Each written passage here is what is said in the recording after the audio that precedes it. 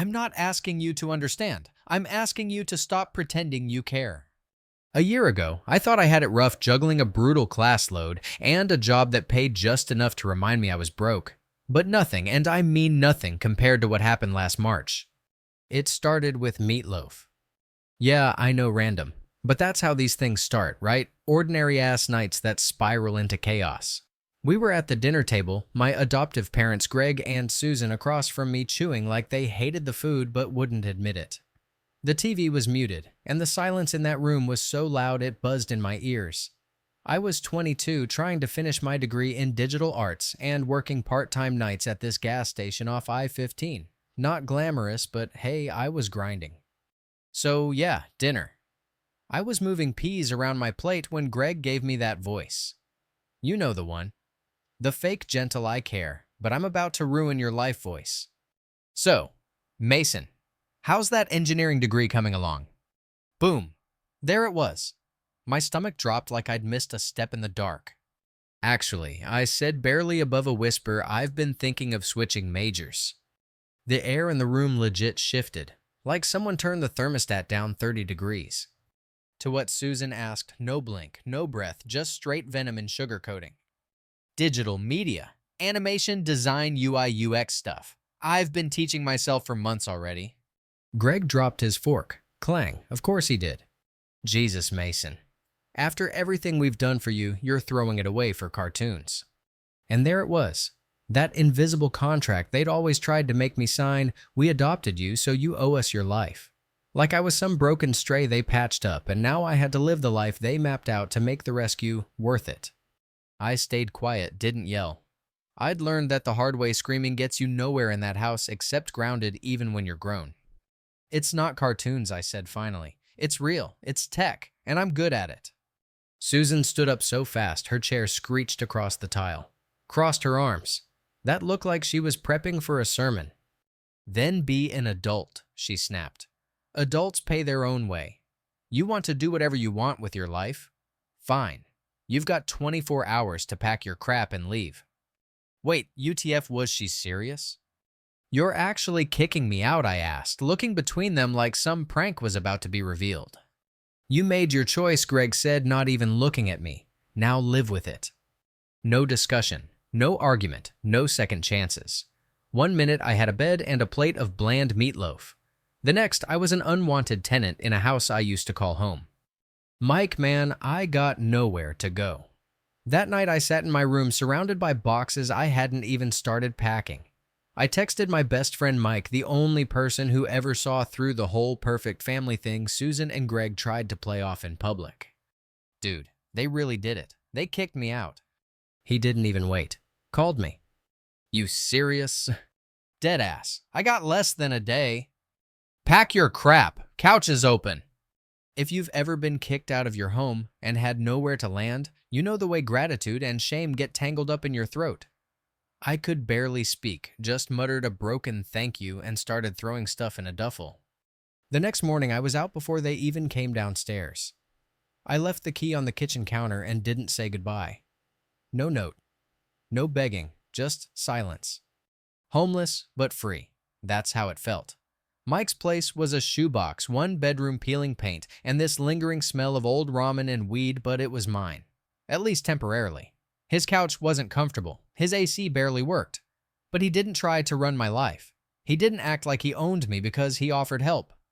I started splitting my days between trying to keep up with classes and picking up shifts wherever I could, door-dashing gas station graveyards, odd jobs off Craigslist. It was survival, pure and simple. But man, I was exhausted. And broke. Like, check the bottom of your cup holder for quarters broke. Ashley, my girlfriend back then, tried to keep me sane. She'd bring me sandwiches, send me job links, try to drag me outside when I hadn't seen the sun in 3 days. But I was spiraling, and I didn't know how to tell her that everything in me felt like it was collapsing. There was one night I remember laying on Mike's couch with my laptop propped on my knees. The glow of the screen was the only light in the room, and I was coding badly but trying. I was taking online courses, building a tiny portfolio on a sketchy Wi-Fi connection, anything to prove I wasn't just wasting air. This is stupid, I muttered to myself, backspacing half a page of broken code. Mike was in the kitchen eating dry cereal. It's not stupid, he called out. You're just pissed off. That's different. He was right. I was furious. Not just at Susan and Greg for dumping me like a broken toy, but at myself for ever thinking I could earn their love by being what they wanted. I dropped out. And I didn't even cry. A month later, my savings hit zero. I couldn't pay tuition, couldn't pay bills. I had to drop out, just like that. Walked into the admin office at school, signed the form, and walked out feeling like I'd swallowed concrete. I didn't even call anyone. Just went back to Mike's, sat on the couch, and stared at the ceiling for 3 hours. My life was in pieces, and no one even noticed. Ashley called that night. I didn't pick up. When she texted me later saying, I'm proud of you for trying, I didn't know whether to feel comforted or exposed. I didn't want sympathy. I wanted a freaking win. Sunnyside Diner. Burgers, grease, and humiliation. The only job I could get was at this 24-hour diner on the edge of town. Sunnyside. Sounds nice, right? Total lie. It was all fluorescent lighting and grease traps and customers who didn't even make eye contact when they barked orders.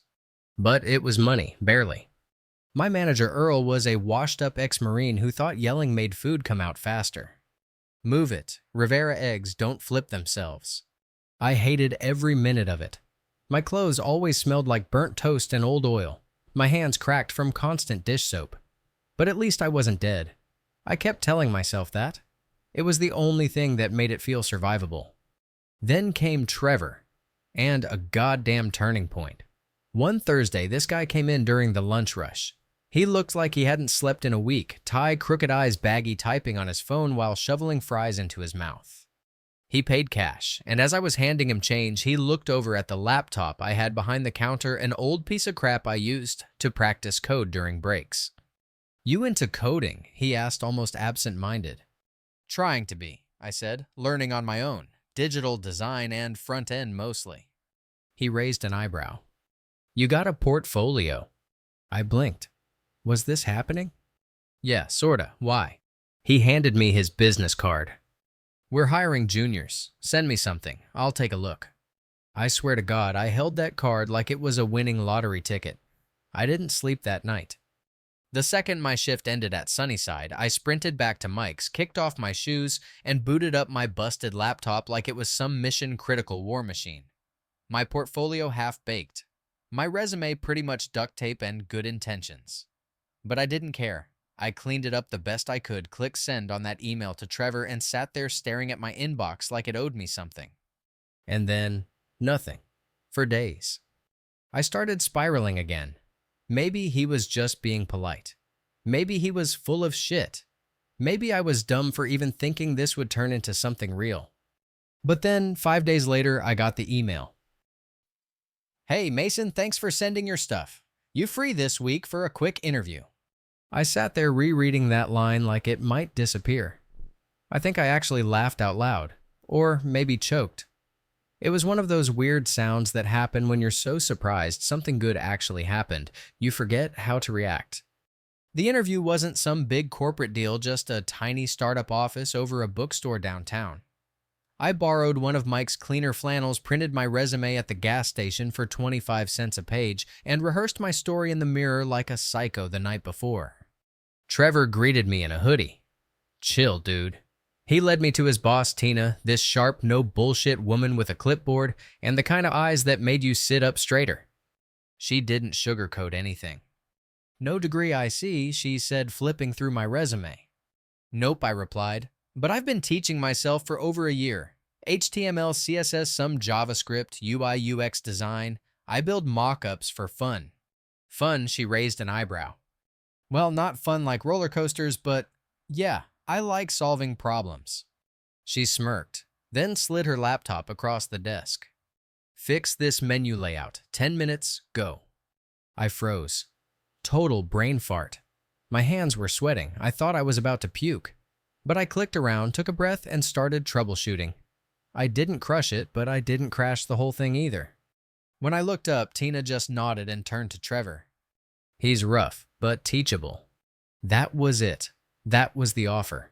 An entry-level contract job, hourly pay, no benefits, but a real goddamn chance. Something real. The next few weeks were a blur of coffee YouTube tutorials, Trello boards, and daily panic attacks that I was screwing everything up. But I didn't. I messed up plenty, sure, but Trevor had my back. Tina pushed me hard, but fair. And slowly, I got better. Every time I fixed a bug, solved a layout issue, or suggested a UI change that actually got implemented, I felt that spark again. Like I wasn't just surviving anymore. I was doing something. Meanwhile, I was still flipping burgers at Sunnyside on weekends because the IT job barely covered rent. But the diner felt different now. Like it wasn't my identity anymore. It was just temporary noise. I didn't mind the grease burns or the rude customers as much, knowing I had something real outside of that place. Ashley started noticing the change too. One night after we grabbed cheap tacos and I rambled on about a redesign project I was working on, she leaned back and said, "I haven't seen you like this in months." Like what? Like you, driven, lit up. And that hit me harder than I expected. Because, yeah, maybe I had disappeared for a while, drowned by all the crap that had piled on. But now, I was clawing my way back. Then Tina pulled me into her office one Friday after we wrapped up a sprint. "You're doing good work," she said. "Better than I expected." I waited for the but it never came. "We want to bring you on full time. If you're up for it." My brain short-circuited. I couldn't even speak for a second. Full time. Like salary benefits, PTO, all that. "Yep, you in." I didn't even hesitate. "Hell yes, I'm in." 2 months later, I quit the diner. Told Earl on a smoke break out back. He grunted something like, "Figured you'd outgrow this dump eventually," and handed me a half smile. That was the most warmth I'd ever gotten from the guy. Mike and I celebrated by splitting a $5 pizza and playing Mario Kart until 2 a.m. And for the first time in over a year, I slept. Like, actually slept. Not passed out from exhaustion or stress, but real peaceful, satisfying sleep. Because I wasn't scrambling anymore. I wasn't surviving. I was building something. About 6 months into the new job, I got promoted again. Just a title bump and a raise, nothing crazy, but enough to finally start saving. I started mentoring new hires, leading tiny projects. Tina trusted me. Trevor backed me up in every meeting. I was thriving. And I didn't tell my parents shit. Not because I was hiding, but because they didn't deserve a front row seat to this version of me. Then one afternoon, I was scrolling through real estate listings. Just daydreaming, really. I'd been thinking about maybe moving out of Mike's place, getting something a little more mine. And that's when I saw it.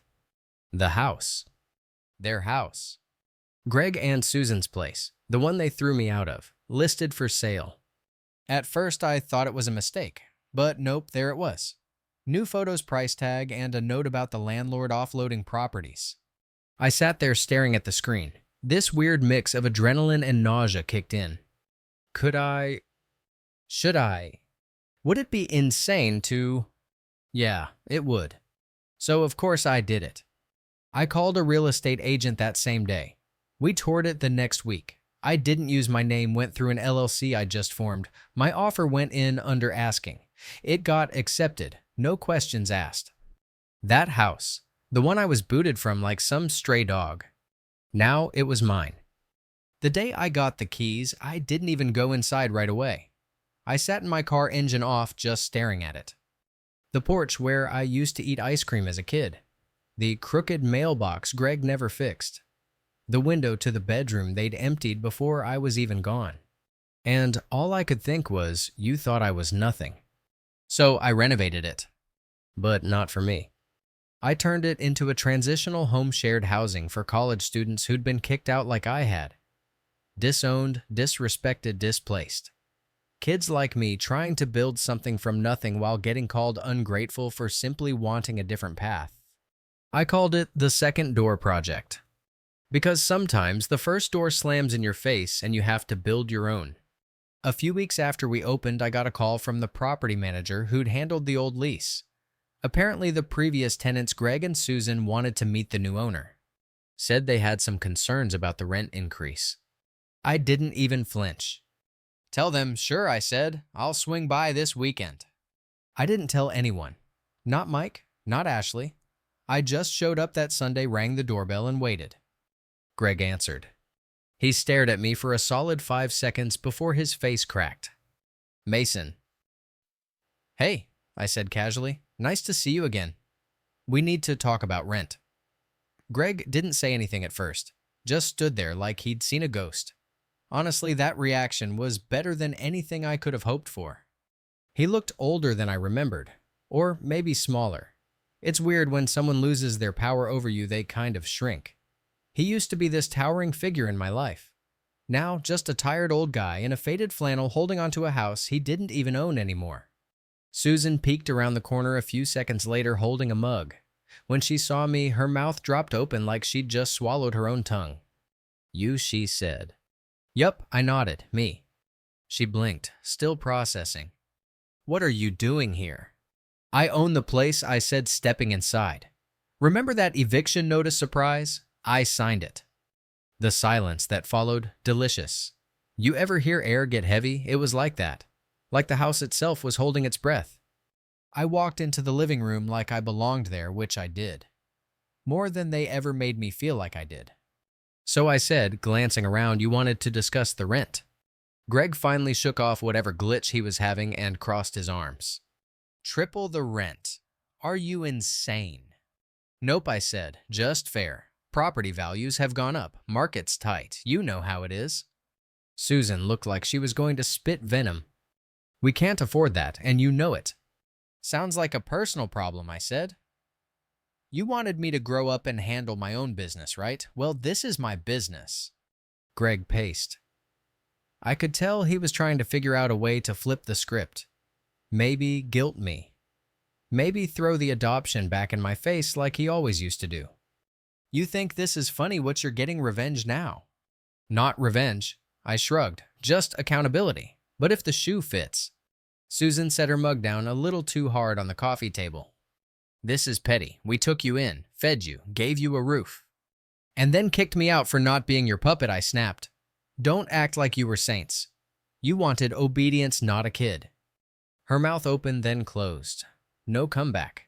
Just that tight-jawed expression she used to wear when I dared to talk back. Look, I said, softening a little, I'm not here to rub your faces in it. You can stay for now. But the lease terms are non-negotiable. Or you can move. Your call. Greg's face twisted into something between anger and disbelief. You wouldn't do that. I already did, I said. I just haven't called the movers yet. I left not long after. No drama, no big declarations. Just walked out like a businessman wrapping up a tough meeting. When I got back to my place, a real apartment with clean floors and furniture I actually picked out, I sat in my kitchen for a long time. I was shaking, not from fear, but from adrenaline, from finally saying the things I'd swallowed for years. But also, it didn't feel as satisfying as I thought it would. I mean, yeah, it was a win, a power move. The poetic symmetry of it all, perfect. But there was this hollowness too. Because revenge doesn't rebuild you, it just clears the debris. Ashley noticed it when I saw her the next day. We were getting coffee and she caught me zoning out. You okay? Yeah, I lied. Did you do it? Yeah. And I looked down at my cup. It wasn't what I thought it'd be.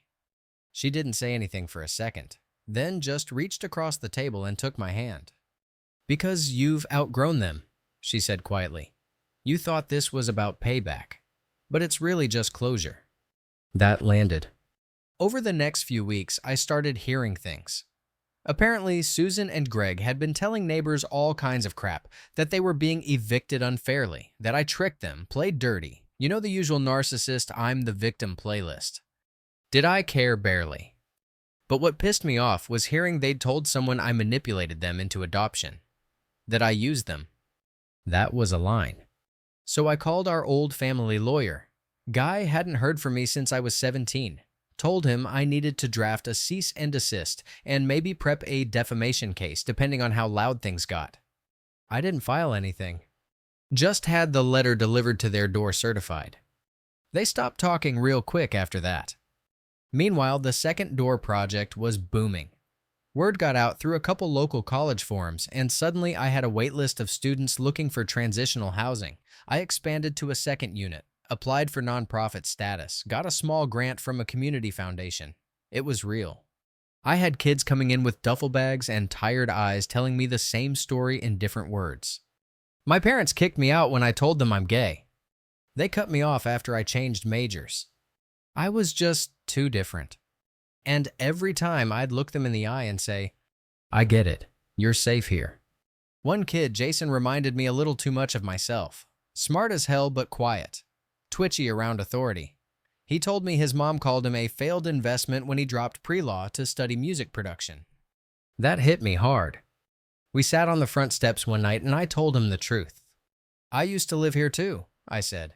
They kicked me out when I didn't become who they wanted. So you bought it? He asked wide-eyed. Yep. Why? So people like you wouldn't end up on the street like I did. He didn't say anything after that, just nodded. We didn't need words. That silence, that was healing. Sometime later, I was downtown grabbing lunch when I ran into Susan. Total accident. She was coming out of a pharmacy, arms full of clearance shampoo and cat food. No eye contact, no words, just this avoidance. And for a split second, I felt sorry for her.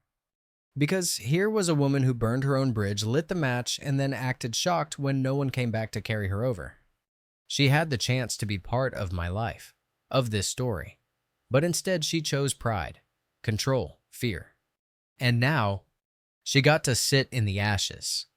I didn't say anything, just walked past. Didn't even look back. Eventually, they moved out. Couldn't afford the new rate. Last I heard, they were renting a one-bedroom in a rough part of town. Greg apparently lost his job. Susan picked up part-time hours at a fabric store. Life came at them fast. I didn't laugh, I didn't cheer, I didn't do a victory dance. I just kept building. Because that's the thing they never understood, power isn't control. It's the ability to let go. I used to think I needed revenge to feel whole, to level the playing field, to make them feel what they made me feel. But now I know the most powerful thing I ever did was walk away. Not because I'm better, but because I finally knew I didn't have to prove anything anymore.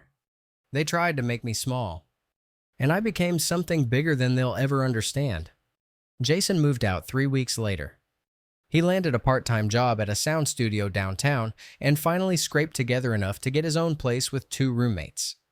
Before he left, he handed me a folded napkin with this sketch of a music-themed logo for the Second Door project. It was rough, just a doodle in blue pen, but it meant something. You built this, he said. I just wanted to say thanks. You gave me breathing room when no one else did. That got me. Like stomach-tight, throat-clenched got me. I taped the napkin to my fridge. Still there, right next to a sticky note that says, "Don't forget where you started." That's the thing people don't talk about when they romanticize revenge or payback. It's not the fire that fuels you. It's the small moments after. The quiet wins. The people you help without even realizing it. That's what sticks. I didn't build the Second Door project to be some kind of power flex. It started because I knew what it felt like to have the floor drop out and no net to catch you. But now, it was becoming something real. More students were moving in. I brought on 2 volunteers, Shauna, an ex-social worker who hated how the system worked, and Kenny, a grad student in community planning. Both of them understood the mission. No red tape. No pity. Just a clean place to sleep Wi-Fi that worked and someone to tell you you're not crazy for wanting more than survival. And yeah, okay, I started doing interviews. A journalist from a local indie paper wanted to do a story on us. She came by with a recorder and asked all the usual stuff, what inspired me, how I got the funding, where I saw this going. I gave her the polished version at first. But then she asked, what would you say to the people who left you behind? And I just laughed. I wouldn't say anything. I'm too busy building what they said wasn't possible. The article went semi-viral. Nothing wild, just a few thousand shares.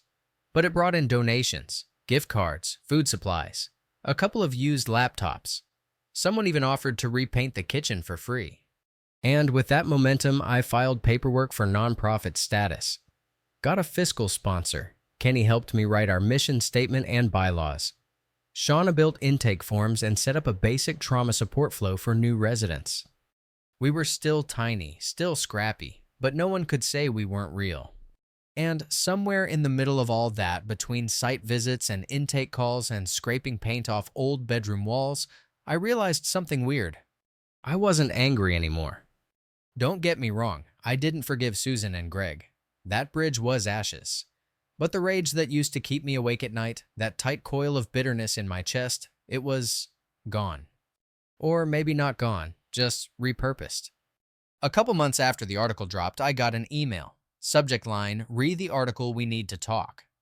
My stomach did that thing, rolled over like it knew trouble before my brain did. It was from Susan. Of course it was. The message was short. No apology, no accountability, just this. We read the article. We'd like to talk. Please call us. No punctuation, no warmth, just like always straight to the point as if nothing had happened. I stared at it for a long time. Part of me wanted to reply with a single word, nope.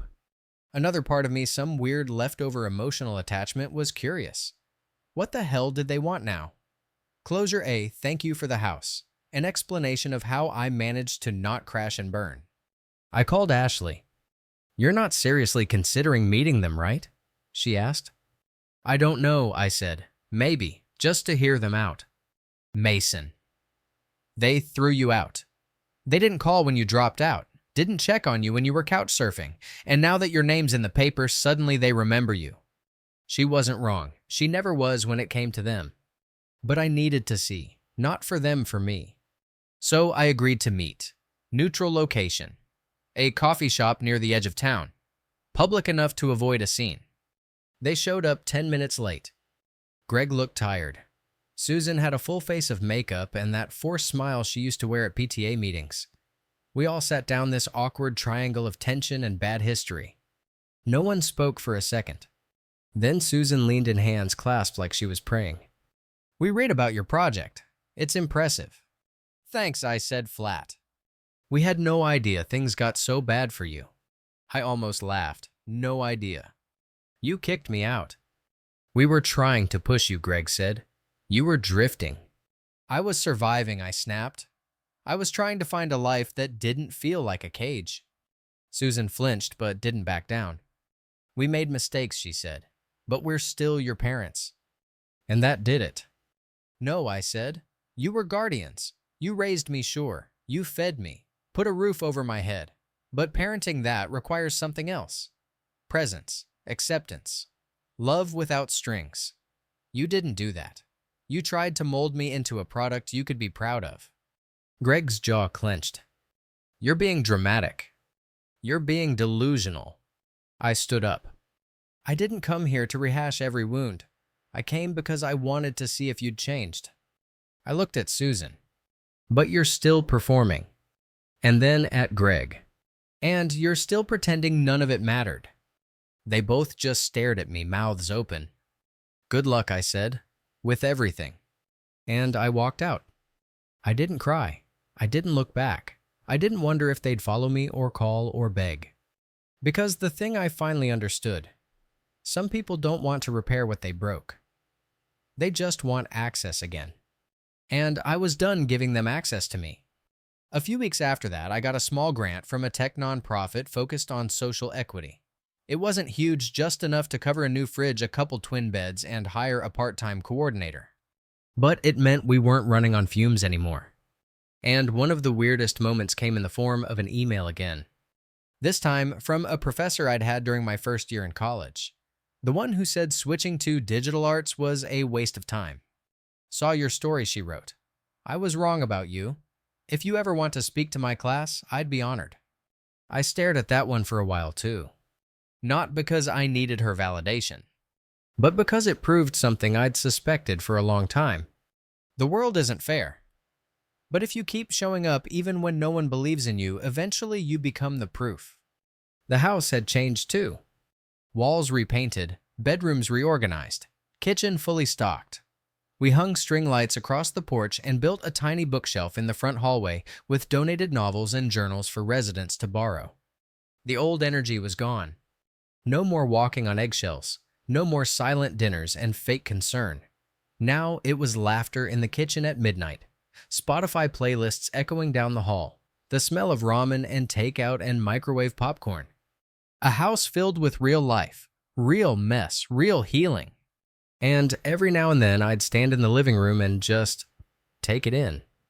The space they once used to make me feel small. Now it was mine. And every inch of it said one thing loud and clear. You didn't break me. You just pushed me to become someone you'd never understand. Remove title. ChatGPT said a couple months after that last showdown with Greg and Susan, I was sitting in the front yard of the house with a coffee mug in one hand and a laptop in the other when a kid named Elijah dropped his duffel bag on the steps. He looked like hell. Torn hoodie, busted sneakers, eyes like he hadn't slept in days. He didn't say much, just handed me the intake form with shaky hands and muttered, "Got nowhere else." That was all I needed. We gave him room 3, the one with the window that stuck a little if you didn't jiggle it right. Gave him a clean blanket, some toiletries, and a drawer of mismatched socks. No questions, no judgment. That night I caught him sitting alone on the porch, knees pulled to his chest, headphones in. He looked like I did that first night at Mike's when I wasn't sure if I was free or just permanently floating. "You want some food?" I asked. He shook his head. "You're safe here," I said quietly. "For real." He didn't answer, but he didn't leave either. And that silence, that was enough. I didn't realize it right away, but we were growing. The second door project wasn't just a side gig anymore. It was happening. Referrals were coming in through word of mouth. College counselors, RAs, even a couple local shelters started pointing students our way. Kids who didn't fit the system. Queer kids. First-gen students who'd been cut off financially. Survivors of emotional abuse who couldn't afford to keep begging for love that came with terms and conditions. I wasn't trying to build an empire, just a home base for the ones like me who never had one. We started tracking outcomes. Students who moved in, stayed 3 to 6 months, got jobs, stabilized, moved out. One of them, Taylor, got a paid internship at a local animation studio. She brought me a sketch of a digital door, glowing blue, slightly open. "It's for your site," she said. I figured the second door needed a logo. I added it to the homepage that night. Didn't even change the file name. It still said door_sketch_v3_final_for sure thyzone.png. Felt honest. Then came the podcast invite. One of those viral YouTube shows that mixes true stories with soft jazz in the background, and a host who sounds like they meditate 5 times a day. They'd read the local news feature and wanted me to tell my story. I almost turned it down. I didn't want to get performative with my pain, but Mike, who was still my roommate, still my ride or die, talked me into it. "People need to hear it," he said, "especially the part where you didn't let it turn you bitter." So I went. I sat in this tiny studio with too many wires and not enough coffee, and I told them everything. Not the pretty version, not the PR spin. I told them about the meatloaf dinner, the 24-hour eviction, the ratty couch, the smell of fry grease in my hoodie, the job at the startup, the first kid who cried when I gave him a toothbrush and a key. The host got quiet at one point. "What kept you going?" he asked. I didn't answer right away. Then I just said, "I think I was tired of asking for permission to exist." When the episode dropped, my inbox exploded. Not with fame, not with hype, just messages, hundreds of them. People saying this is my story too. Parents saying I needed this wake-up call. Strangers saying I just donated, keep going. And buried in that flood, a short email from someone named J. Thomas Whitmore. "Greg?" Of course. Subject line podcast. All it said was, "I didn't know. I'm sorry." That was it. No manipulation, no ask, no gaslight. Just 4 words. I sat with it for hours. Mike saw me staring at my screen. "You okay?" "Yeah," I said. "Just weird. Closure is weird." "You gonna reply?" I shook my head. "No, not this time." Because closure doesn't need to be shared. Sometimes it's just you reading a sentence and deciding it doesn't change a damn thing. Ashley and I weren't together anymore. That ended quietly like a candle burning out at 2 a.m. We stayed friends, grew in different directions, no drama, just time. She still donated to the project sometimes. Left comments on our posts with little heart emojis. I appreciated it. Not in a bitter ex way, just gratitude. She'd been part of the survival chapter. That mattered. By now, we had 4 houses across the city. All of them converted the same way, clean, minimal, functional. Every door the same shade of soft blue. A little symbol that meant you're wanted here. We hired staff, real staff, case managers, a part-time therapist, a grant writer who actually understood what nonprofit burnout meant. Shauna got promoted to director. Kenny went full-time and started building a data dashboard we could show donors. We weren't a project anymore. We were a damn organization. One night we hosted a community dinner. Spaghetti, paper plates, folding chairs. Kids who hadn't smiled in weeks finally laughing over bad music and lukewarm garlic bread. I looked around and felt this deep ache in my chest. The good kind. The kind that comes from knowing you built something nobody can take from you. I stepped outside to catch my breath and found Elijah, that same kid from the porch months ago, smoking a cigarette behind the trash bins. "You good?" I asked. He nodded. "You remember that first night I got here?" he asked. "Yeah. I almost ran. Thought you were going to turn out like everyone else." "And now?" He shrugged. "Now I've got 3 clean shirts and a resume. That's something." We laughed. "You know what we should do," he said. "Paint a sign out front. Big, bold letters, second door project for the ones they gave up on." I smiled. Little long, but I like the energy.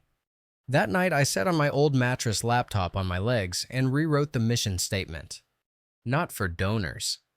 For us. We build homes for those who were never truly welcome in their own. We offer not pity, but presence. Not rescue, but room. We open a second door because the first one was never theirs to begin with. I clicked save. Then I made a cup of tea. Then I went to sleep. And I slept through the night. Because after everything, I was finally home.